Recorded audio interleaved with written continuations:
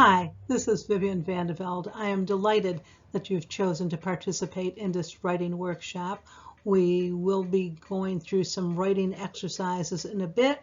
I thought I would start by showing you some pictures of what I looked like when I went to school.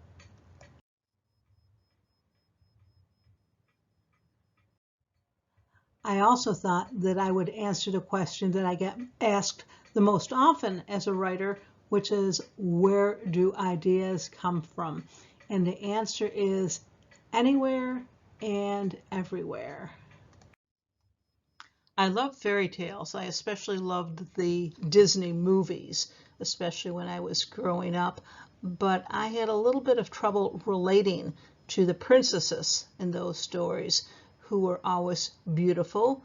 They could sing, they could dance, they would have the forest creatures come in and help them with their housework. And then there's me.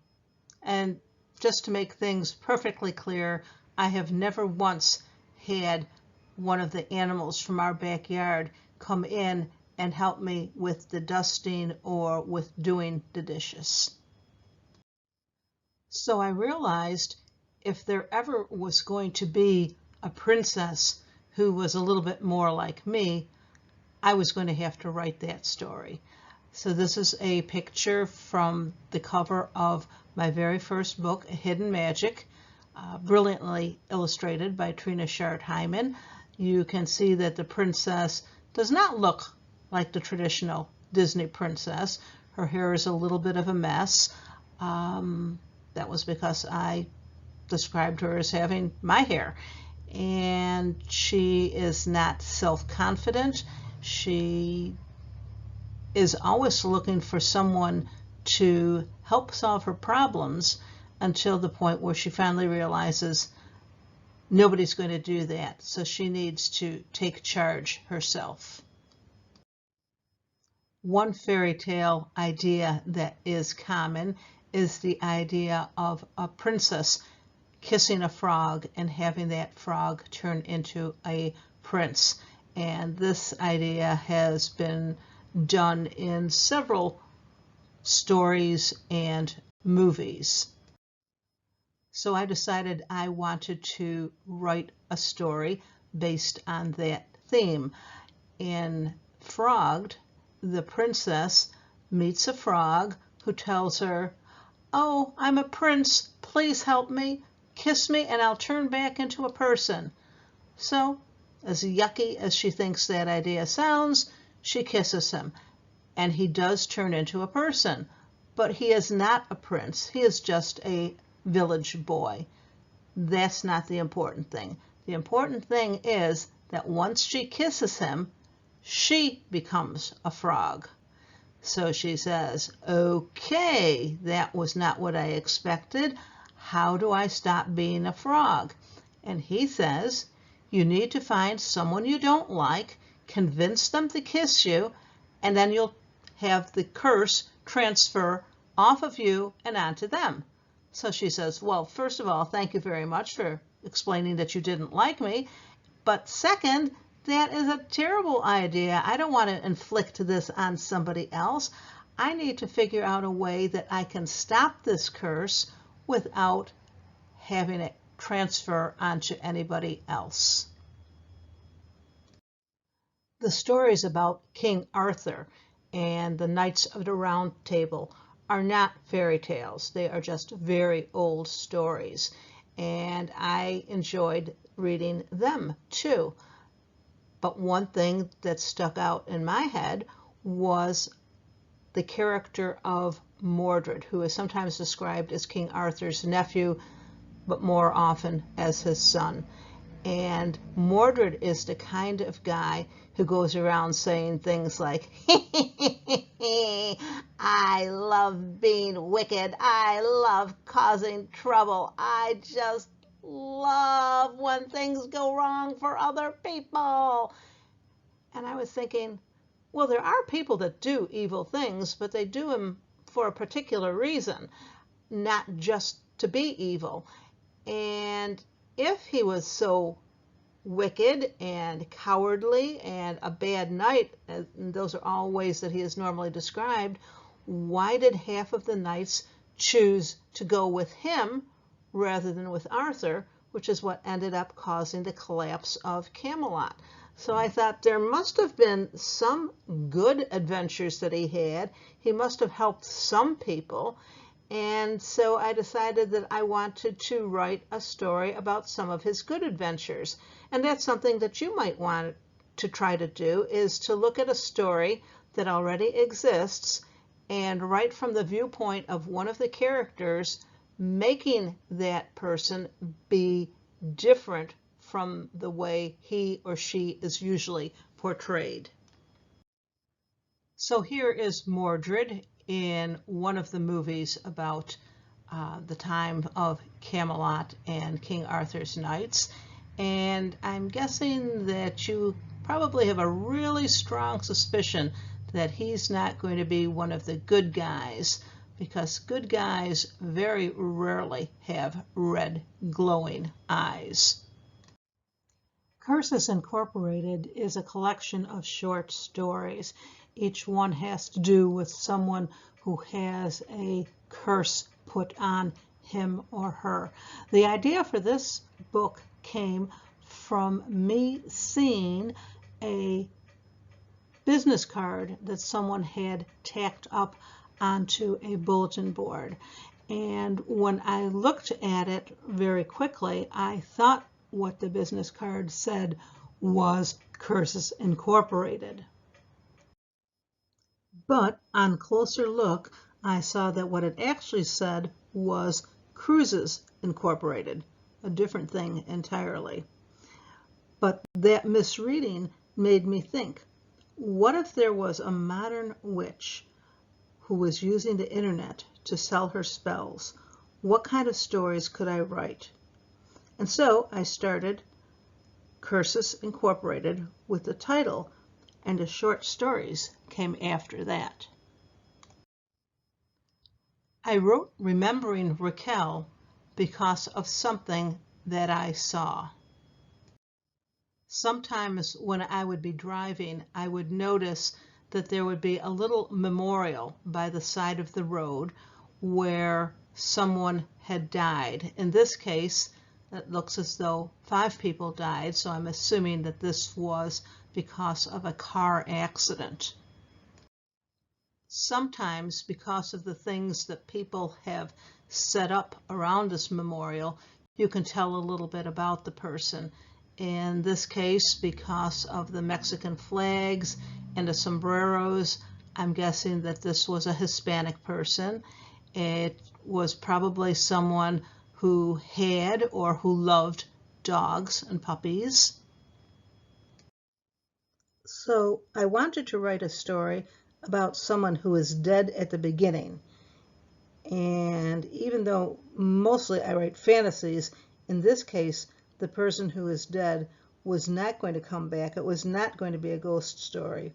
So we were only going to learn about the person, Raquel, by what people said about her. So Remembering Raquel has a bunch of different people that are saying what they remember or what they thought about Raquel. And in some cases, there are people who knew her well. And in other cases, it's people talking just because it gives them the chance to say something about themselves, because they're really not interested in Raquel when she's alive, and they're not interested in her when she's dead. I wanted to write a story where different people would present their ideas about the same person, and you as the reader would have to decide whose stories you would believe and figure out for yourself what Raquel was really like.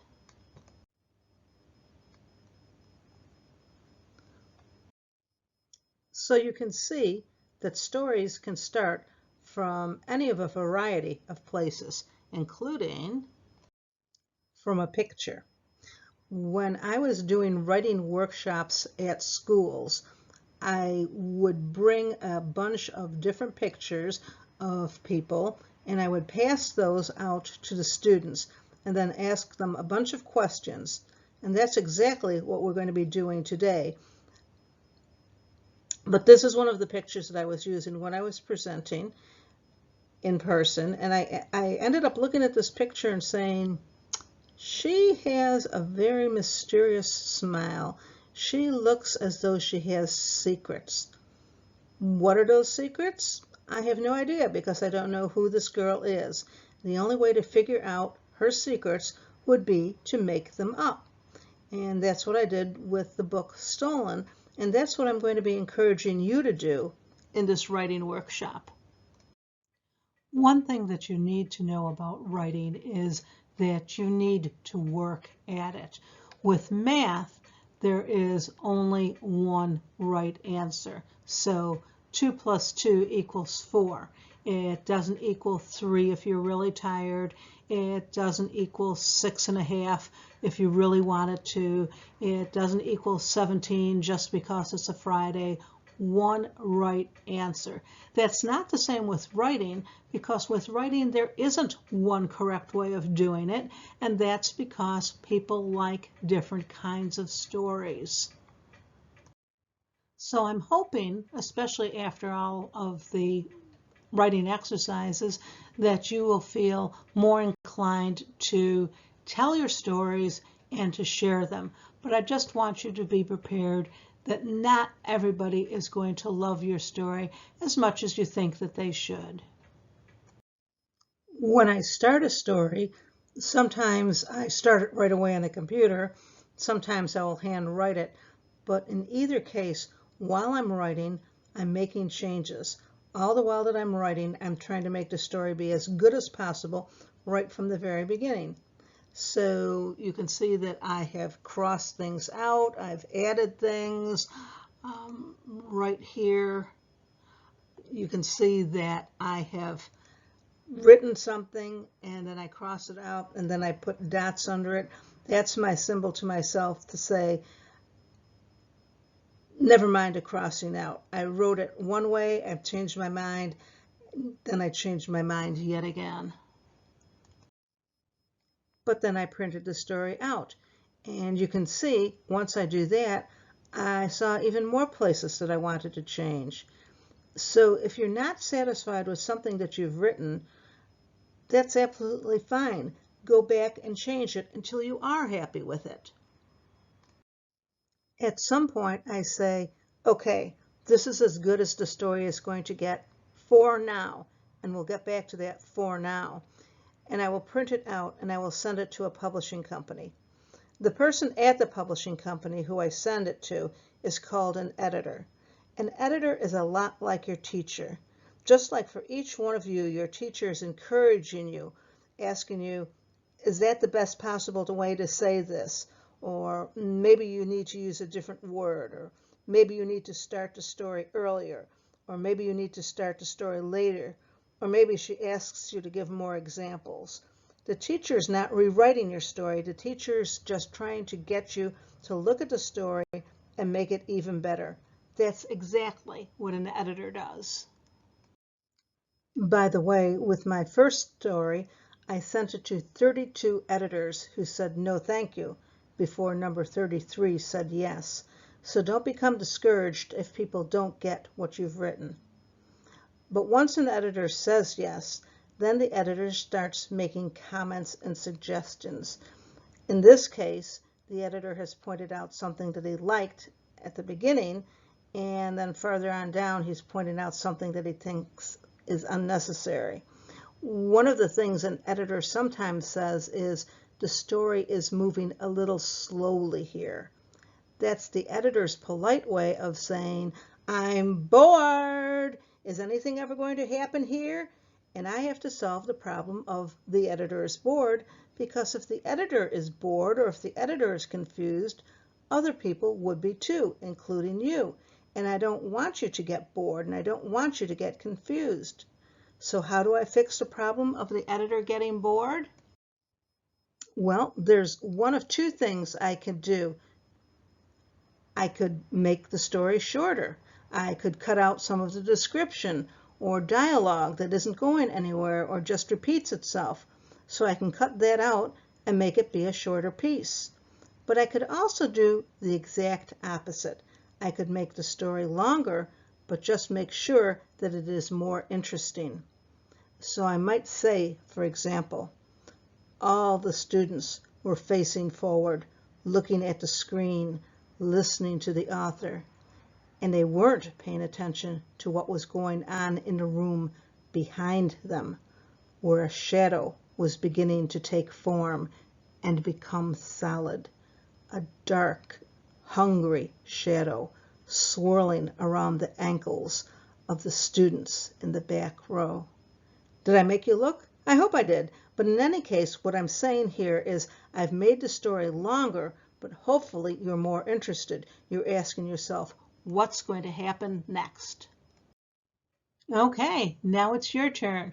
If you have paper and pencil, get ready to do some writing. If you don't have paper and pencil, then you are going to have to mentally decide how you would answer my questions.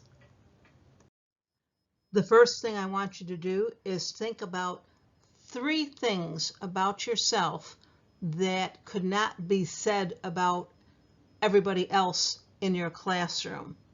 So do you play a musical instrument? Or do you play a sport? Do you have a pet? Have you always lived in one place, or has your family moved around a lot? Are you an only child, or do you have lots of siblings? Have you won a prize? Have you ever been lost? Have you ever been afraid? Now, I'm not going to be giving you a lot of time to write things down because we have just such a very short amount of time here. So you're going to have to work fast and maybe come back and add more to your answers later.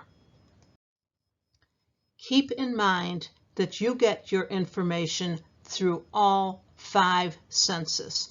What you see, what you hear, what you smell, the sense of touch, and the sense of taste. So use all of those when you are describing a scene, because very often we, as authors, tend to concentrate most on what the character sees and what the character hears, especially if it's other people talking. But keep in mind that by using some of these other senses, that you can make a very powerful scene. So for example, if someone is going to open a door, what is the very first sensation? Maybe your character feels a blast of cold, cold air. Okay, that makes it kind of mysterious. And then say what the person sees. Maybe he sees a skeleton approaching him, holding a plate of cookies that smells fantastic. Again, don't go and try to have each of the senses described in every scene, but think about what would be startling, what would be effective, what would be something that would make you wonder what's going on, and I'm interested in what's going on. Taste a lot of times is the really tough sense, because we don't usually go around licking everything and tasting everything. But just use it when it seems like a natural time to use it.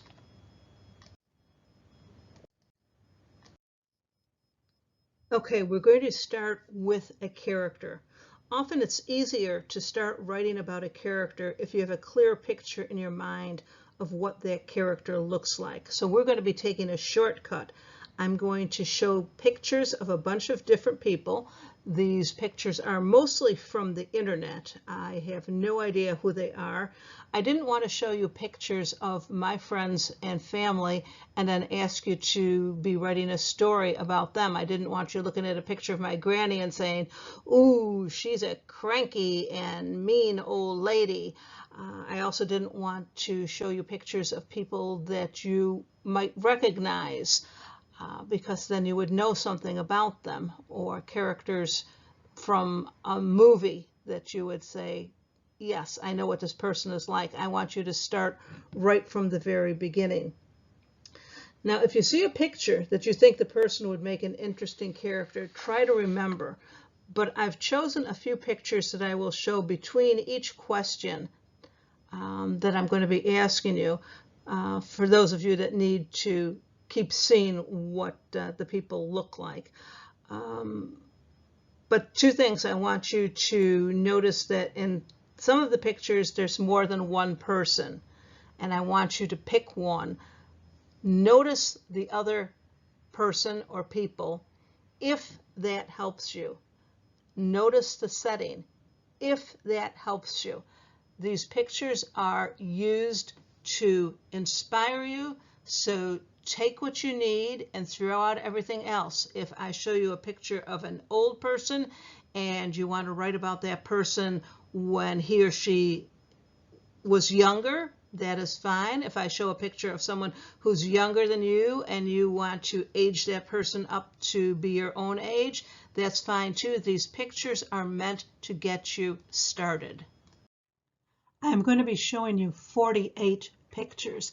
Again, don't worry if I am not showing the picture that you think is absolutely going to get you inspired to be writing.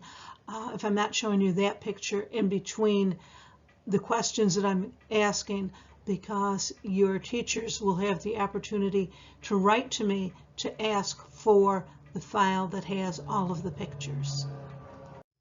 So I'm not going to be talking about every single picture, but just kind of to get you started. Notice that both of these people are wearing what appear to be identical sweaters, and yet look at the look that she is giving him. She seems very suspicious, so that it makes me wonder what's going on here. And if it makes you wonder that, then this might be a picture that you would want to work with.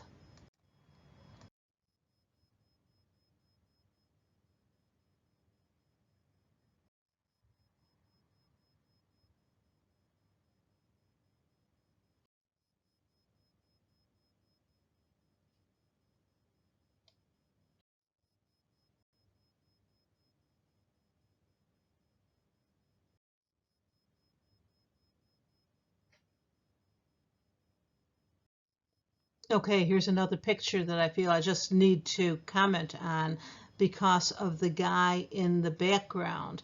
And I'm wondering about him. Is he waving at the photographer and saying, "Don't you dare take a picture of my son"? Or is he waving and saying, "Hold on, I'll be next to him in a second and you can take a picture of both of us"? Or is he not even looking at the photographer but waving to someone who's behind the photographer? I don't know what's going on here, but you can make something up.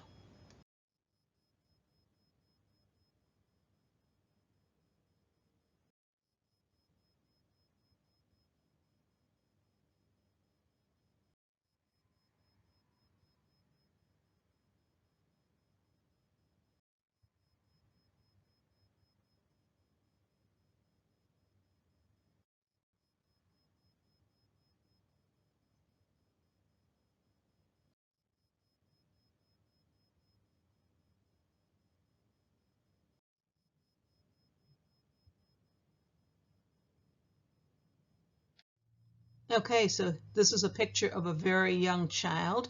You could write about her now. You could write about her when she's a little bit older, or you might make her be the sister of your main character, or someone that your main character is babysitting. Just something to get you started, something to get you inspired.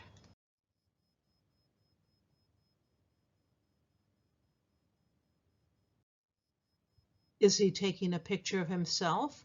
Is he taking a picture of what he's facing? Is he getting a very important message on his phone? It's up to you to decide.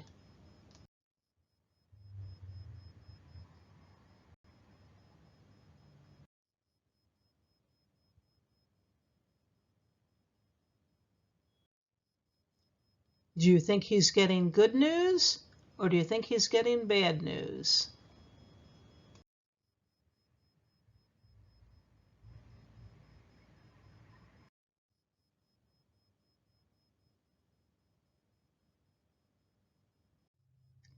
Why is this woman sitting apart from the rest of the family? Her decision or theirs?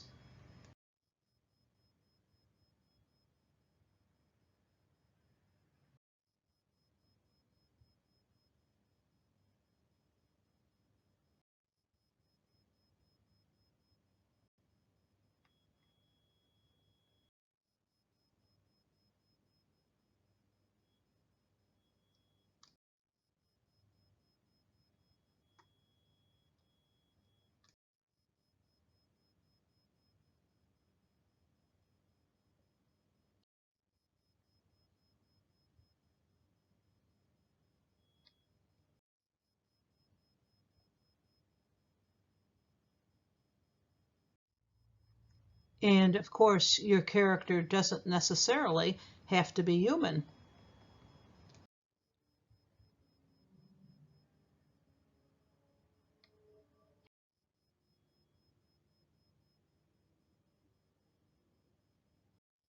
Here's a young man serenading a young woman.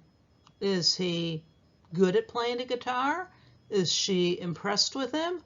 Or is she thinking, I need to get out of here now?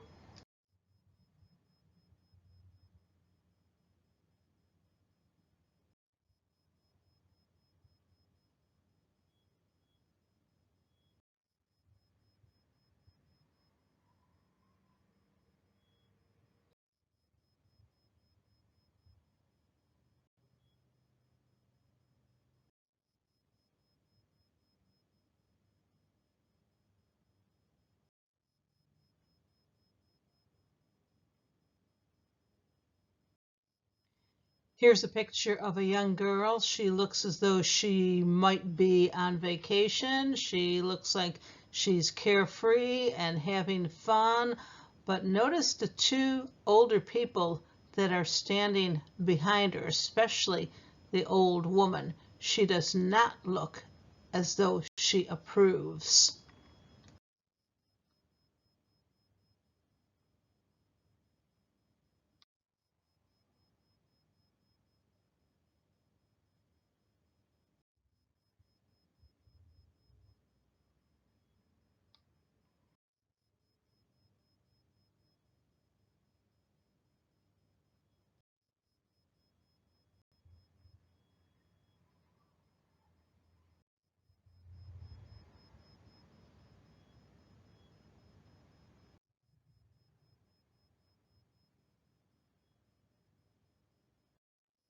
Some of these are pictures that I had from various places, such as that I bought them at an antique store, but the majority of these pictures came from pixabay.com.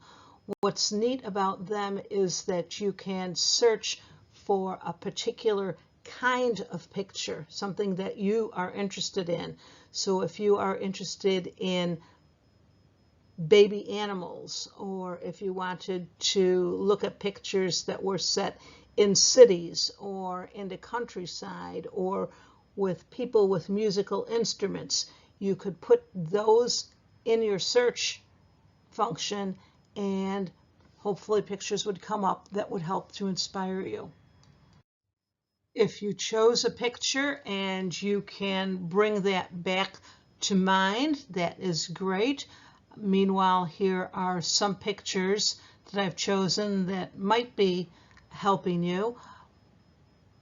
If you are interested in seeing all of the pictures, have your teacher contact me and I can send her a file that has all of the pictures that I showed you and you can look through those. So here are some questions to consider. Here are things you should know about your person. Give them a name and decide what age they are going to be.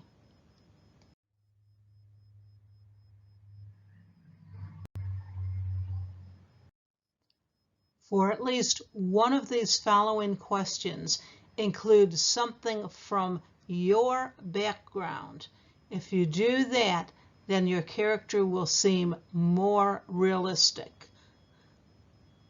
The first thing that I want you to think is, what makes your person happy?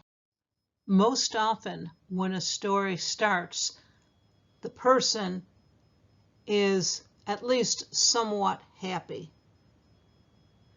Things are going to happen, and that character is going to want to go back to being happy. What makes your person sad?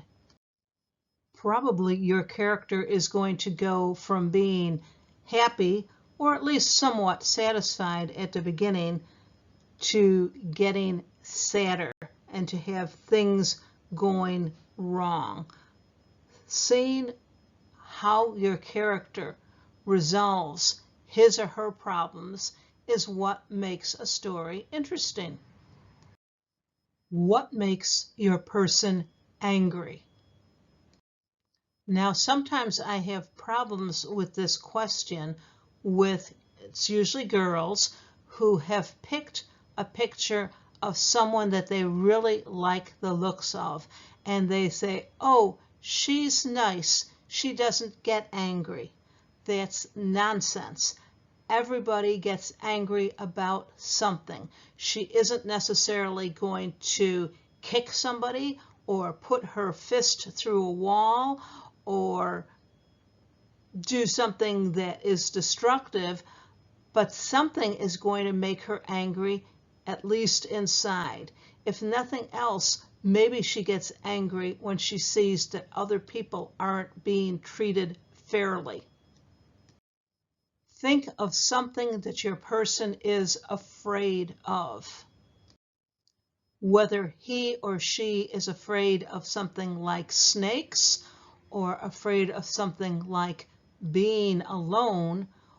When you write about something that your character is afraid of, we know that pretty soon in the story, he or she is going to have to confront that very thing. What is your person's life outlook? And by this, I mean, is your person generally pleased with life and him or herself? Is your person depressed? Is your person ready to blame other people for problems? A person's outlook in life tells us a lot about them. Think about the Winnie the Pooh stories. Winnie the Pooh is happy so long as he's got something to eat, preferably honey. But think about Eeyore.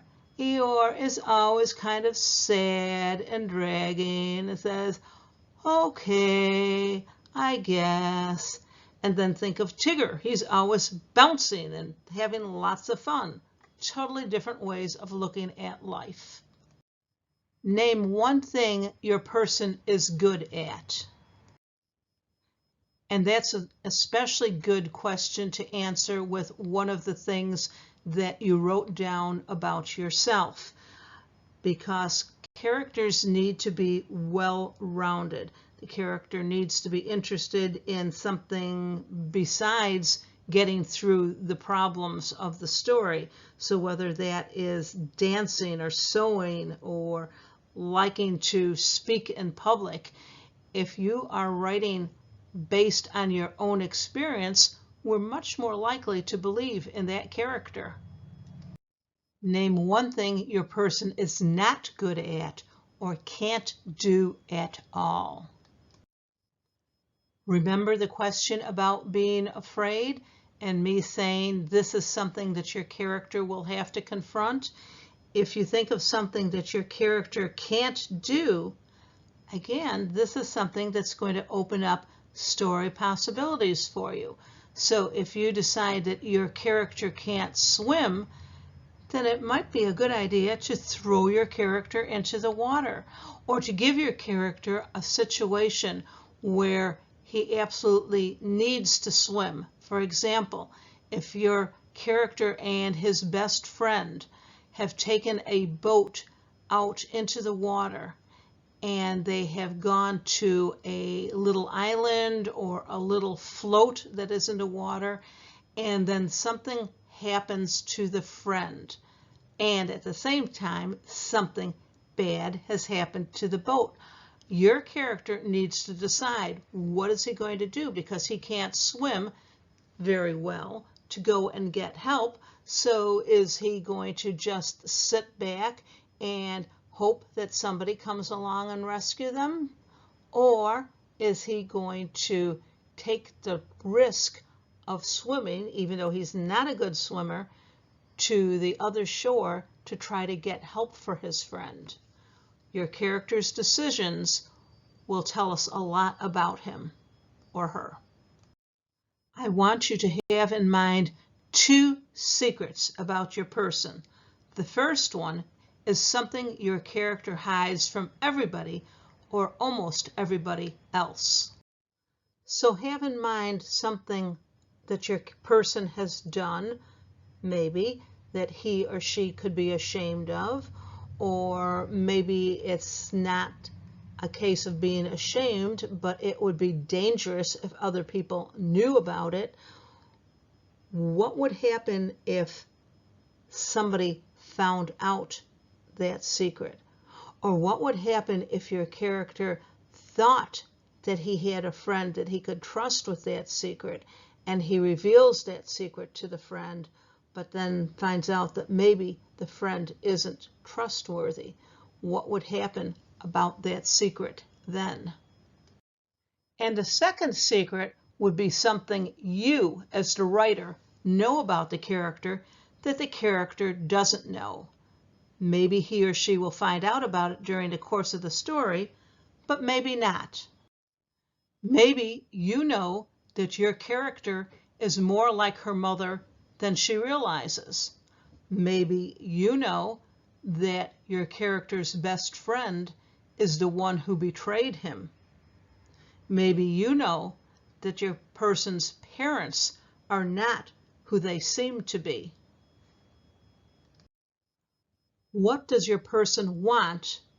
Or, even more important, what does your person need? If, for example, your character wants to be the best student, so what?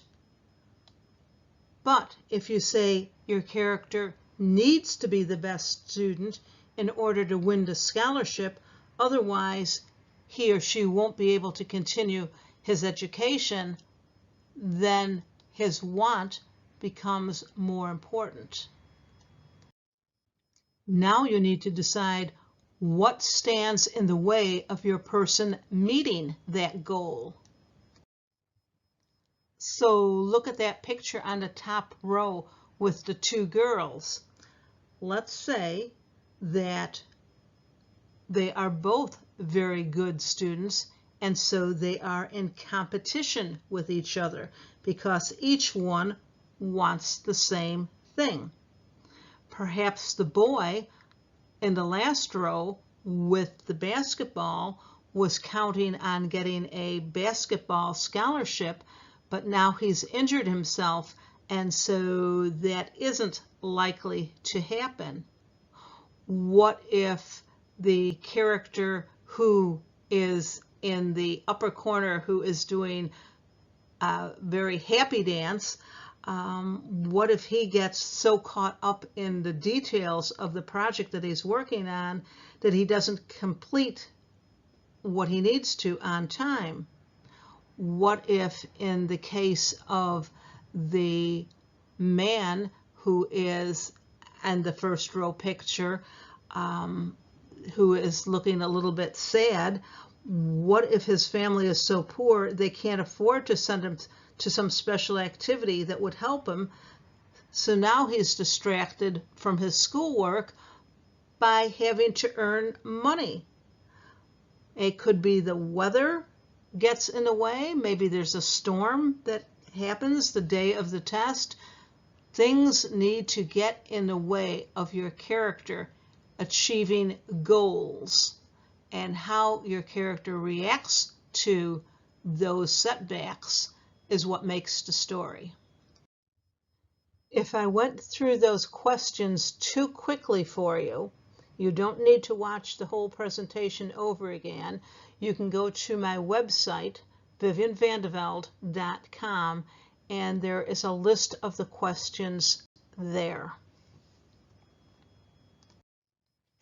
I want to encourage all of you to go to the Rochester Children's Book Festival. It's put on every year by the Rochester Area Children's Writers and Illustrators. This year it will be on Saturday, November 5th from 10 a.m. until 4 p.m. at RIT, Rochester Institute of Technology, and it is free. You can attend all of the writers and illustrators talks that are given. You can do book-related crafts and activities, and I hope that I will see some of you there, and feel free to come up to me and tell me that you heard my presentation. I know that some of you might not think of yourselves as readers, and I am thinking that the reason that that is because you haven't found the right book or story or article yet. So talk to your teachers, talk to your librarians, tell them what kind of things you're interested in, whether it's an article about your favorite singer or your favorite sports team, how things are made, if you're interested in mysteries or in romances or in cute cuddly animals. Your teachers, your librarians are likely to know where you can read about those topics that you're interested in. And once you're reading what you want to be reading, then I think you'll have more fun with it. And I also want to encourage those of you who are interested in sharing your stories. You all should be interested in sharing your stories. I'm a published writer because I've been at it for a long time, but that doesn't mean that my ideas are better than yours. It just means that I have written them down and I have sent them out, and even though I have occasionally been told no by an editor, even though that has happened, I have kept going. So don't give up. You all have stories to share, and I hope that you do share them. Thanks so much. Bye-bye.